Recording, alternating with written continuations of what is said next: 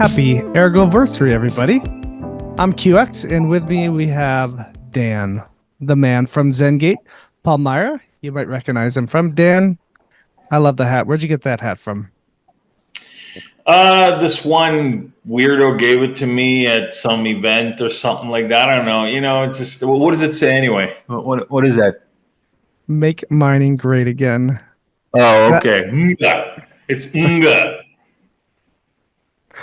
All right, Dan, as somebody who's in the ecosystem, as myself, sometimes I find that I miss out on things or I'm not completely clear on things. So I think this is a great opportunity to talk to you about what the hell Zengate is, what the heck Palmyra is, how Ergo helps those kind of things be possible.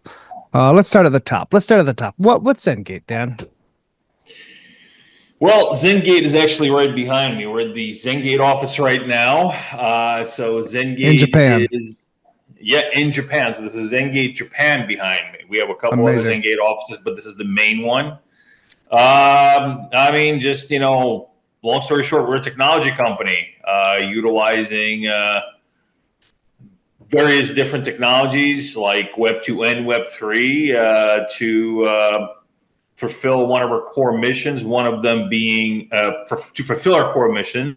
One of them being opportunity inclusion for MSMEs, micro, small, and mid-sized enterprises, which are businesses that mostly produce commodities. Although we're not limited to commodities, but they're kind of like the bedrock. They're the lifeblood of the world. And so I thought that I was going to build a company, was going to work with that sector because that's where the most impact is. And again, another big first principle of ours is real world impact, RWI, which is again what our technology is here to provide.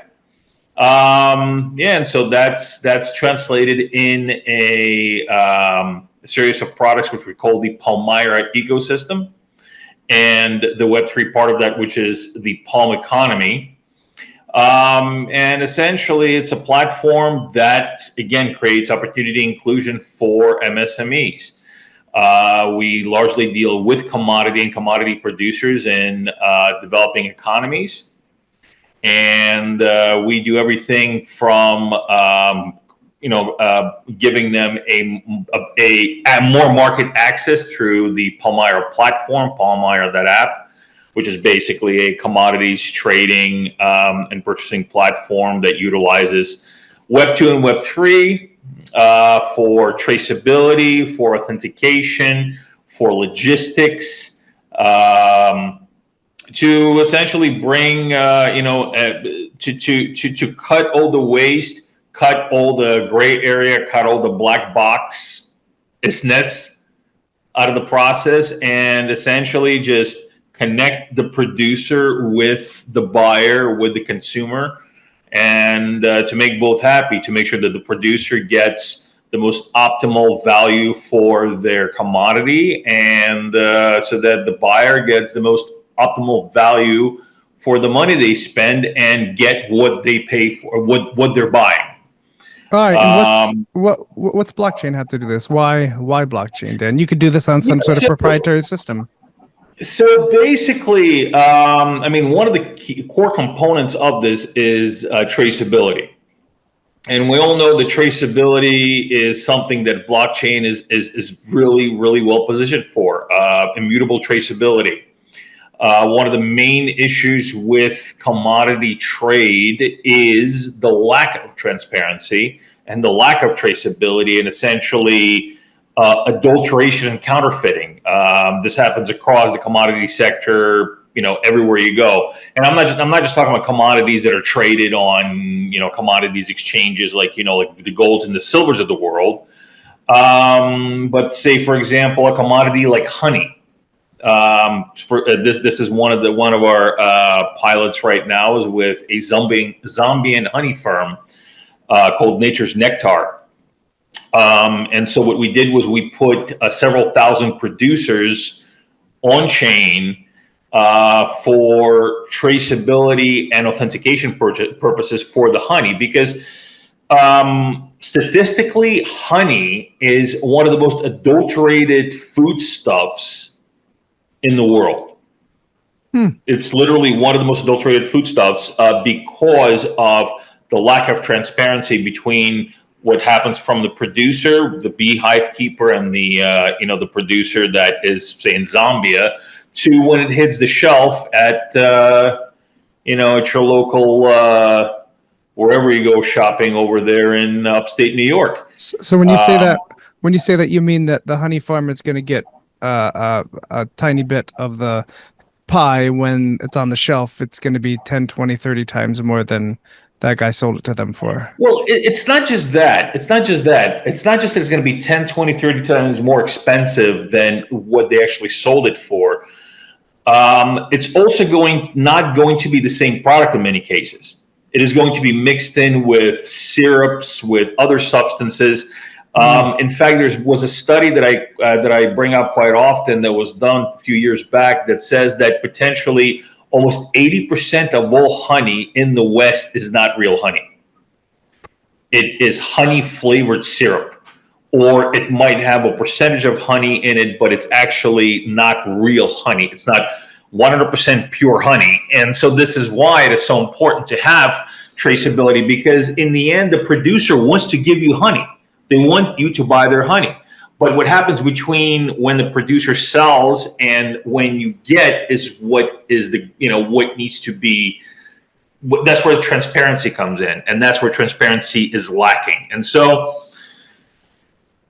basically blockchain, one of the things that blockchain does is it helps create that transparency. And so what we have is called a winter protocol, which was built on Ergo, and it's a full traceability and tokenization protocol. And so this protocol is being used to track and trace in this case, and it has many different uses, but in this case, it's used to track and trace the honey literally from the beehive, because the actual beehive is on chain, to when it actually ends up with you. And in fact, this honey is going to be available through another one of our portals called Palmyra Express really soon, and we're going to have it at Rare Evo, which is coming up in less than 2 months, I think. Is that a site that any normal consumer could go to and just buy like a marketplace? Yeah. So up until now, all of our products have been and all of our commodities have been B2B. A lot of our business has been B2B oriented. There were minimum quantities that you could purchase for various reasons, because a lot of these guys are not retail stores; they're bulk producers. So you can't ask them to send you like a half a kilo of tea. Yeah. You can ask them to send you 100 kilos of tea, 50 kilos, but not a half a kilo. However, we got so many requests from our community members saying that, hey guys, I just want to try this stuff. Can I just buy this stuff? And so what we actually did was we created an internal infrastructure where we ourselves purchase from these producers and then create limited quantity offerings to the community through Palmyra Express, and that's Express with an X. And so there's you can get there several places. I don't even know which domain name we're going to put out there, but it's literally I registered all the different variations of it. So you can go to palmyra.express. To get to it, you can go to palmyra.express with an X, because the actual branding is with X, but then some people might get that wrong and want to just type in Express. You can also go to palmyraexpress.com, just Palmyra Express, then Palmyra You would have thought of everything, Express.com. Dan, didn't you? All roads lead to Palmyra. That's basically what it is. That's the whole So point. how's this work from a logistics standpoint? Do you have like locations in the United States or the continents there? Yeah, and some over Europe, and you store them there and then ship from there. You're not like shipping, Right. or you're shipping right from the producer immediately, one off to somebody in the US or one off to somebody in Europe. So it depends on the actual commodity. Sometimes it's going to be directly from the producer. Sometimes it's going to be from us to to that, because we do have a fulfillment. We're going to set up a fulfillment operation as well. Now, for these particular offerings that we have, what we're going to be doing is we're actually going to be purchasing from our producers through our U.S. company, and then we'll be able to resell this to directly to the community that is in the U.S. and Canada. And so, these orders are going to be fulfilled through the Zengate U.S. entity. And so, like I said, sometimes it's directly from the producer. Sometimes it's through us because it takes a really long time to get it from the producer because of various different reasons. Like say the producer might be in a developing economy that just does not have, expedient logistics. And so, of course, while, if you want to get this stuff directly from the producer, you take that into account. You don't want to have somebody who's buying, a jar of honey, have to wait a month to get it. So, well, I mean, honey is good forever, though. In fairness. Yeah, actually, that's actually something that many people don't know. Honey does not have an expiration date. Yeah. It does not expire unless there's other outside things that are introduced into it that can go bad. But pure honey itself does not expire. So I remember as a kid, we had a beehive at my house when I was a kid, and we used to grab the old honey off the shelf that was all crystallized, and my mom would just put it in a little double boiler for like 20-30 minutes, and it'd be normal honey again. It's sort of the same with maple syrup as well. Maple syrup, although they do put expiration dates on it, it literally just turns to the crystal, turns to sugar, right? Yeah. And sugar doesn't have an expiration date, and so to bring it back to life, like I had this, big giant thing of Canadian maple syrup I probably had for the past like 8 years. And it's still like half full because I don't really use that much corn syrup or maple syrup. But once in a while, I'll have some pancakes, and I'm like, oh shit, man, I gotta get syrup. Oh, wait a second. Once in a while, you'll have some pancakes, Dan. Let's be honest here. Well, when I'm in the U.S., okay, but I'm saying I'm not in the U.S. Yeah, of course. When I'm in the U.S., the pancakes are a regular thing, but that's because I compensate. I try to increase the pancake intake. And then some people, although I invite them to IHOP, I invite them to my pancake breakfast, give me shit about, oh, it's so far away. Oh, wait a second. I only missed it once, Dan. I've been every other time. Just once. Yeah, you missed it once, and that's one time too many, QX. That is. All right, so tell me, give me, I've never heard a specific rundown exactly, just from what I've read and in my head, of actual traceability of how it works. Can you take us through a journey of a baby tea leaf in Sri Lanka, and when it gets when it gets registered on chain, what steps along the way it also gets registered on chain, when the initial registration happens, all that kind of goodness. Give us that. Let's name the little tiny tea leaf Earl. We'll call him Earl, as in Earl Grey. It's a he. What if he doesn't identify as they, them? They, them. They, them. Okay, thank you. Thank you. Yeah. Thank you. Come on. Mm-hmm. It's the 21st century. Got to be all inclusive. Okay, so again, it's not, well, again, I don't know if I said it this time, but traceability is not like a one-size-fits-all solution.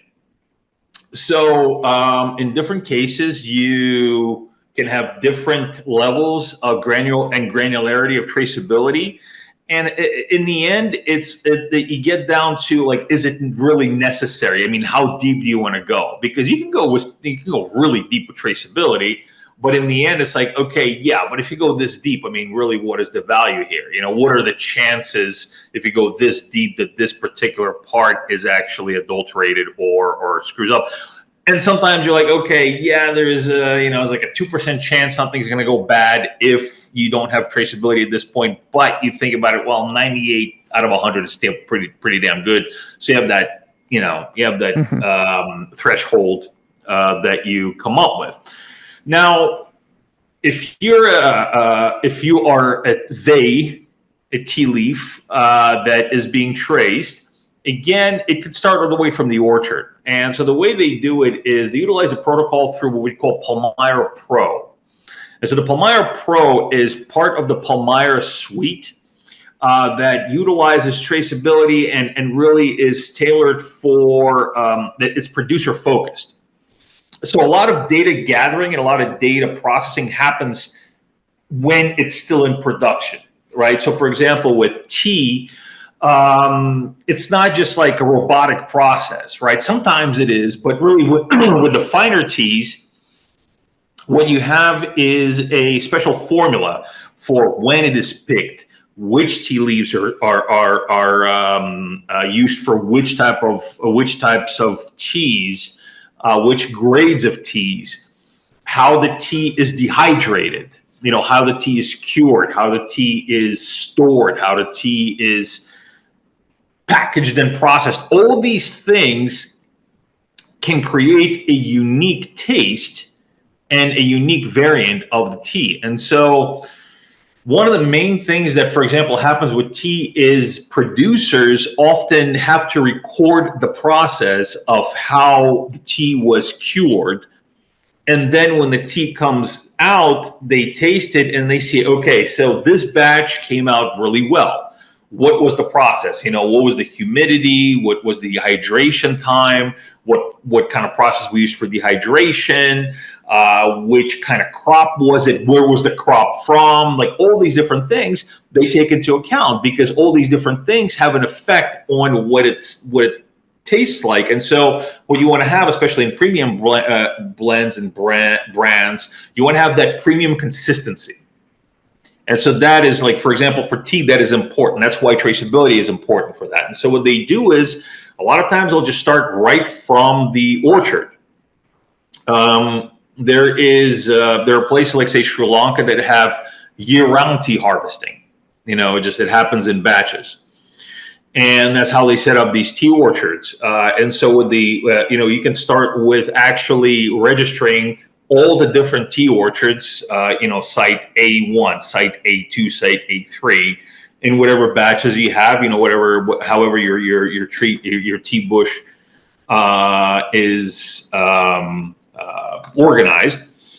And then you can go to, you can put in things like, say, for example, pH and weather patterns that were, that were present when the tea was growing. Then you put in information, again, using Palmyra Pro, when the tea was picked and how it was picked. Was it machine picked? Was it hand picked? Which part of the tea leaf was picked? At what time in the day? At what elevation? Again, elevation, they have low, mid, and high elevation teas. Again, different that create different types of crops. And all of this is gathered through Palmyra Pro. All this data is gathered through Palmyra Pro. So what does that do? Number one, and again, it goes all the way to when the tea is packaged and shipped off. And it can go beyond that. You can put in logistics information. You can put in warehouse storage information, say if you want to. For example, you can use IoT devices. And again, this a lot of this uses IoT devices for obvious reasons. You can check the humidity level of the warehouse that it's that was being stored in. You can put that on chain. You can then also do shelf life. Tea has, I believe, something like a 2-year shelf life. So you have to also go and put that on chain if you want to. And so all this information goes on chain, and again, you decide how granular you want, right?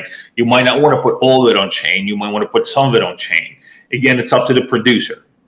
Utilizing Palmyra Pro to gather the information, to process the information, to catalog the information, and then to present the information to the producer themselves for various reasons, for internal stock keeping, for recording and processing of different crops, and what comes out. Regulations and compliance. For example, if they have to go to say the Sri Lankan Tea Board and they have to bring records of how the tea was grown to get a certification of some sort, to exports, getting export certificates, and where they have to fulfill various different, in some situations, like for example, exporting to the EU and the US, they have to fulfill various different regulation requirements, right? Reporting requirements. And one of them is called EUDR. It's the European Union Deforestation Regulation, and it goes into effect, I believe, next year. And so, while tea is not a commodity that's on that list, there is a list of essential commodities that are on that list, I believe. Anyway, there's about, I think, about almost a dozen commodities on there. And so these commodities, starting next year, are going to be mandatory. They're going to be required to have mandatory traceability information to be able to sell in the EU. And if they don't have this information, they cannot sell in the EU. And in fact, if they don't have this information and they bring products into the EU and try to sell them, they could actually be permanently banished from being able to sell in the EU. And so this is really scary for people who they're going to okay, so how do we do this? Because there is no, the EU didn't say, okay, yeah, so just use this system right here and you're going to be able to comply through it. It's like, no, you have to have traceability information. It's like, okay, how do we do that? You figure that out. That's basically what they did. Of course, yeah. And so that's also Palmyra, Palmyra Pro. That's what it does. And again, under the hood, all of this is run on the Winter Protocol, which is on Ergo. So Dan, so I have a friend in the paper business, and one of the big things that he works for connecting paper suppliers, paper mills to the actual people who cut and package the paper after that. He'll sell the huge, 6 foot tall, massive rolls in the truck to the company who will then slice them up into paper sheets or whatever, depending on what they want, kind of thing. And the thing that his company does is they have their own traceability protocol that's proprietary, right? And the advantage of that is all these companies that they're with and these mills they're with, all their data is stored in that proprietary system. If they want to find somebody else to do their stuff, it's probably going to be a headache, right? It's probably going to be rethink that kind of thing. So do you feel that the trade-offs of using a blockchain where everything's open, where another company could come in and maybe offer more of a service, maybe offer some different things and just say, oh yeah, your database about all your traceability is public right now. We can just copy exactly what's going on there, and that's what we do, and you'll just continue to add to your traceability history right on that same chain that you were doing it before, and you're not going to notice a difference, kind of thing. So do you feel the trade-offs of using the blockchain where something like Ergo, where we've had zero downtime since launch, kind of thing, and the cheapness of creating the traceability on chain outweighs those benefits of trying to keep something close to vest and trap that customer in, essentially?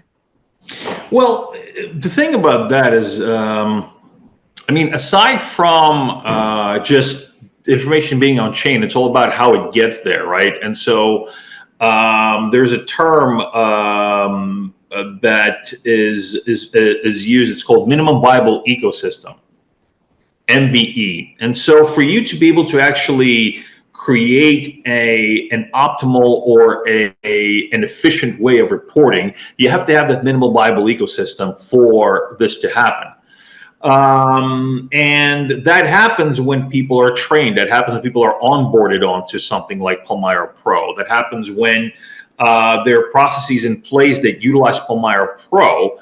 And so you can't just switch it out for something else just because the information is on chain. It's how it gets on chain is also important. And so, yeah, of course, there's always going to be competition out there. But it's not just about the pure information that's on chain. It's about how that information is gathered. It's about how the minimum viable ecosystem is deployed. It's about the onboarding. It's about the integration into it. And really, a lot of companies will not just go, oh, that's just cheaper and let's just do that. They will look at all of this. Okay, yeah, it might be cheaper, say, per month to utilize this, but what is it going to cost us to actually switch over to this? Right. Or what is that company, for example, or what are they going to do to grow with us? Because you also have to be able to grow with these businesses and understand what they need. Like for example, when we integrate and when we deploy Palmyra Pro with our producers, we work with the producers. It's not just like one of those things like, you sign up and tomorrow you're using it, right? Right. Right. I mean, you could create that type of version, and eventually we will have something more just a bare bones type of thing where you just kind of DIY the whole thing. But to really have that really big value add that comes from on-chain traceability, you have to work with the producer. You have to understand the particular use case, and you have to understand all the nuances. And so that's actually where a lot of the work is. Yeah, Dan, it sounds like we had this discussion, I think, a couple of weeks ago on the AMA about, with open source software, it's not necessarily the tech part of the project that you're selling to the customer. You're selling them your service and something better than somebody else can provide at the time, kind of thing. Yeah. I mean, essentially, it's that. It's not just about the pure functionality. It's about the experience that is around it, the UX that's around it, and a lot of times the UX just cannot be copy pasted. It's you can't copy and paste an ecosystem. Yeah, that has to be built. That has to be organic, or else it's not going to work. Yeah. So besides the cheapness, I remember affordability. I remember MG Pi speaking about when he was working on something where he was doing something for Ethereum and then for Cardano and then for Ergo. And he said something that I always remember. He said something like, "Yep, in Ergo I did it in a week. In Cardano it took like 4 weeks, and on Ethereum it took like a month or 2 months, kind of thing." And just speaks to the turnaround and the amount of quick time you can really get these kind of things set up and going on Ergo. Yeah, and again, this is one of the main reasons why I started building this thing on Ergo, is because it was just all really straightforward. You just go there, you figure out. I mean, it's you even started it. I remember you starting it yourself. I remember you sitting down. Yeah, I did. And you were punching it out there for a couple of weeks, getting the base started there.